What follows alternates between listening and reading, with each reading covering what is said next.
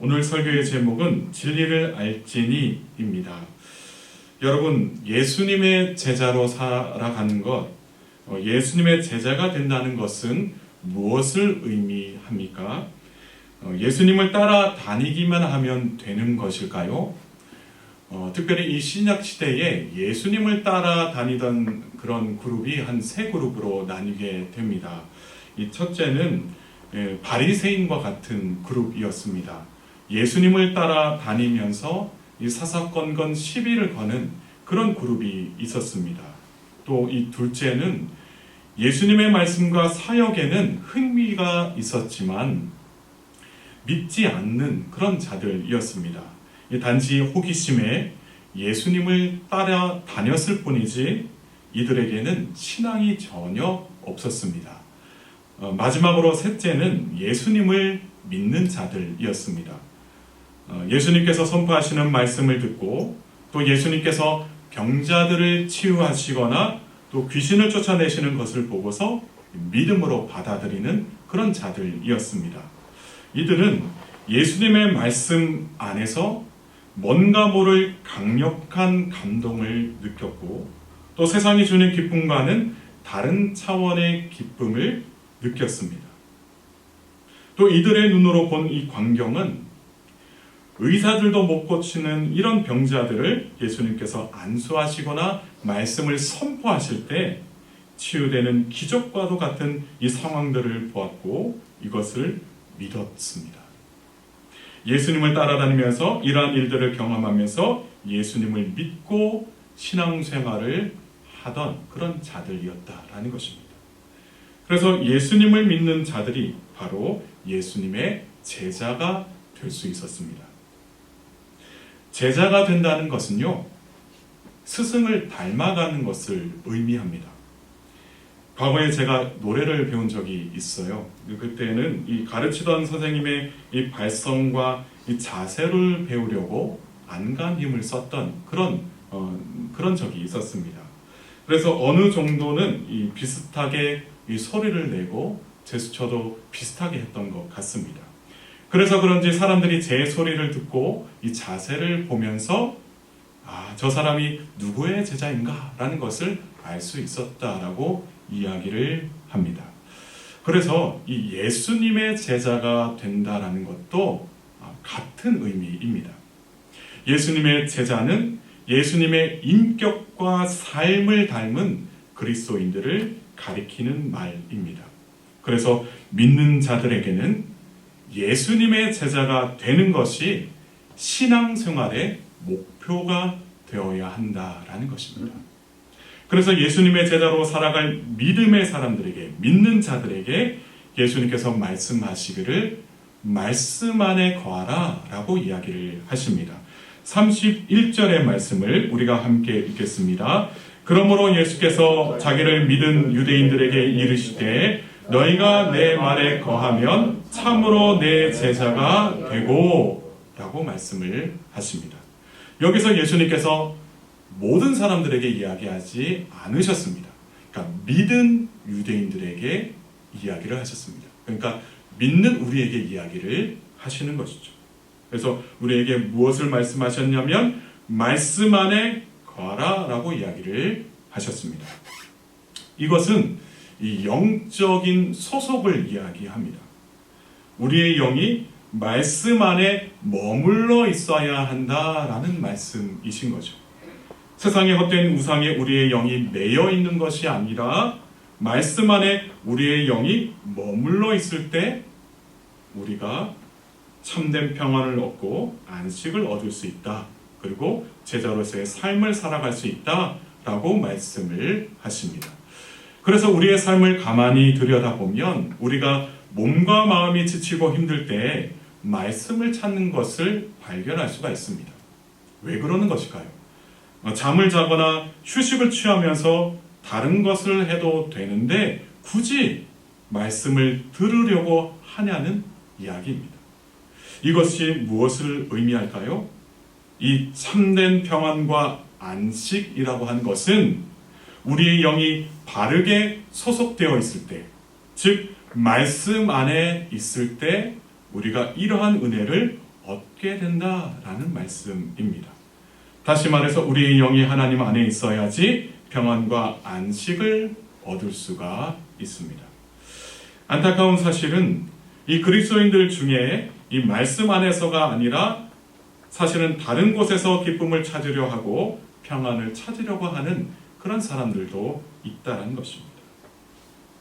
우리가 신앙인으로서 소속을 분명히 해야 하는데 자꾸만 세상 풍조에 휩쓸려서 세상 사람들과 같게 되거나 더 악한 자들이 되려고 한다는 것입니다. 이것이 현실이다라고 우리가 생각할 수가 있습니다. 어떻게 보면 세상의 유혹을 이기지 못해서 그런 것일 수도 있겠지만은 다르게 이야기하자면 이 말씀 안에 머물러 본 경험이 없기 때문에 그럴 수도 있다는 것입니다. 그래도 이 성령님께서 자꾸만 말씀 안으로 우리를 끌고 가시는 것을 볼 수가 있습니다. 우리의 능력이 아니라 우리가 찾고자 하는 게 아니라 이 성령님께서 우리를 끌고 가시는 것을 느끼게 되는데 때로는 강압적으로 끌고 가시기도 하시고 때로는 부드럽게 인도하시기도 하십니다. 이렇게 성령님께서 말씀 안으로 우리를 끌고 가시는 그 이유는 말씀 안에서 살아야 하기 때문입니다. 우리가 예수님의 제자이기 때문에 말씀 안에서 살아야 하기 때문에 우리를 말씀 안으로 끌고 가십니다. 그래서 우리가 이 말씀 안에 성령님의 인도하심을 따라서 거하게 되면은 이 말씀 안에서 하나님의 뜻을 발견하게 되고 또 예수님이 이 땅에 오신 목적을 발견하게 됩니다. 그래서 말씀 안에서 우리는 우리의 영혼이 보존되는 것을 경험할 수가 있고 또 이 말씀 안에서 우리의 영이 날로 성장하게 되는 것을 경험할 수가 있습니다. 그럴 때에 예수님의 제자로서의 삶을 살아가게 됩니다. 예수님의 제자로서 무엇을 해야 되느냐? 예수님의 제자가 되어서 가장 근본적으로 무엇을 해야 되느냐? 그것은 바로 진리를 아는 것입니다. 32절의 말씀을 우리가 함께 읽겠습니다. 진리를 알지니 진리가 너희를 자유롭게 하리라. 아멘. 진리라고 하는 이 단어 알레데이아라고 하는 이 말은요, 일반적으로 이 거짓과 반대되는 이 진실을 이야기하고 있습니다. 그런데 예수님께서 말씀하시는 이 진리라고 하는 것은 단순히 어떤 사상이나 행위의 진실성을 이야기하는 것은 아니라 그것보다는 예수님 자신의 말씀이 하나님의 말씀과 동일한 진리의 말씀이다. 그리고 예수님 스스로가 진리이시다라는 것을 말씀하시는 것입니다. 다시 말해서 예수님께서 진리라고 말씀하시는 것은 이 땅 위에서의 참과 거짓을 구별하기 위해서 진리를 사용하신 것이 아니라 하늘에 계신 하나님과 예수님 자신이 동일하다라는 뜻에서 진리를 이야기하신 것입니다. 그렇다면 진리를 안다는 것이 무엇을 의미하는 것일까요? 그것은 진리이신 예수님의 말씀을 깨닫고 예수님에 대해서 아는 것을 의미합니다. 그리고 또한 이곳에서 안다라는 것은요, 지식적으로 아는 것을 뛰어넘어서 우리의 삶이 말씀의 영향을 받아서 변화되는 것을 의미합니다. 예를 들어서 삭개오가 예수님을 만나면서 죄인이었던 그의 삶에 변화가 일어나는 것과 같고요. 또한 갈릴리 호숫가에서 평생을 업으로 살아왔던 베드로가 예수님을 만나면서 제자가 되는 것과도 같습니다. 다시 말해서 진리를 아는 것은 결국에는 이 예수님을 만남으로 인해서 우리의 삶 전체가 변화되는 것을 의미합니다. 이처럼 진리를 안다는 것은 단지 말씀을 잘 해석해내는 이 차원을 뛰어넘어서 말씀을 만난 우리의 삶의 변화가 일어나는 것입니다. 즉 진리이신 예수님을 통해서 우리의 삶이 변화되는 것을 말씀하고 계시는 것이죠. 진리이신 예수님을 만나게 되면 우리의 삶이 변화가 됩니다.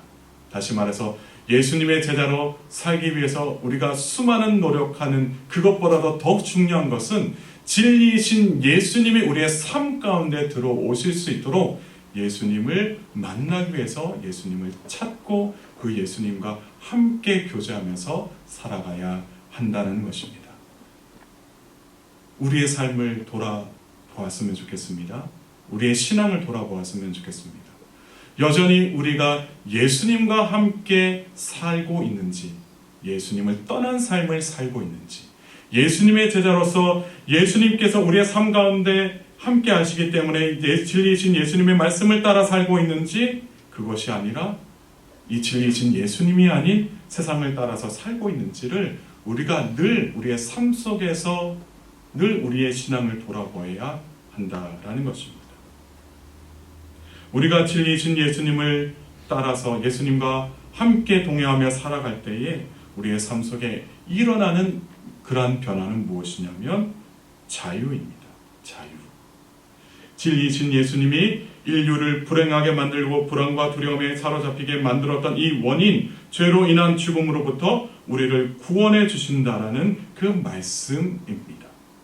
이러한 은혜 말씀이 오늘날에도 예수님의 제자로 살아가는 우리들에게 동일하게 주어질 줄로 믿습니다. 사랑하는 성도 여러분, 오늘 하루도 예수님의 제자로서 진리이신 예수님과 함께 동행하며 살아가시기를 소망합니다. 특별히 말씀 안에 머물면서 주님이 주시는 평안과 기쁨 그리고 안식을 누리며 살아가실 수 있기를 소망합니다. 그래서 진리이신 예수님과 함께 동행하면서 영적으로 변화를 경험하면서 영적으로 성장하여 성숙한 그리스도인으로서 살아가실 수 있기를 주님의 이름으로 축복합니다. 함께 기도하시겠습니다. 하나님 아버지, 수요 정오 예배를 드릴 수 있도록 은혜를 베풀어 주신 하나님께 감사와 영광을 올려드립니다. 오늘 하루도 하나님의 은혜와 사랑에 감사하면서 살아가는 믿음의 사람들이 되게 하옵소서. 하나님과 바른 관계 속에서 하나님이 은혜로 주신 말씀 안에 거하면서 세상이 주니 못하는 참된 평안과 안식을 누리며 살아갈 수 있도록 주님 은혜 베풀어 주옵소서. 무엇보다도 예수님의 인격과 삶을 닮아가는 제자가 되어 세상의 빛으로 어두운 세상을 복음의 빛으로 비추어 주며 살아가게 하시고, 영적으로 타락하여 맛을 잃어버린 이 세상을 위하여 소금의 역할을 다하며 살아가는 복된 그리스도인들 될 수 있도록 주님 은혜 베풀어 주옵소서. 오늘도 이곳에 나와 예수님을 인격적으로 만나기를 소원하는 분들에게 은혜를 베풀어 주시옵소서. 예수님을 영접하는 그런 은혜를 허락하여 주시고, 특별히 주님 안에서 삶의 모든 문제들이 해결되며 주님의 사랑을 풍성하게 경험하며 살아갈 수 있도록 주님 은혜 베풀어 주옵소서. 이제는 우리 주 예수 그리스도의 은혜와 하나님의 사랑과 성령님의 교통하심의 은혜가 예수님의 제자로서 말씀 안에 거하기를 사모하고 진리이신 예수님을 알고 예수님의 말씀을 따라 살면서 진리 안에 참된 자유가 있음을 세상에 전하기로 다짐하는 여기에 있는 모든 분들 위해, 사랑하는 교우들의 삶의 자리들 위해, 교회와 나라와 민족 위해, 세계의 선교 현장 위에 지금으로부터 영원까지 함께 하옵시기를 간절히 축원드리옵나이다. 아멘.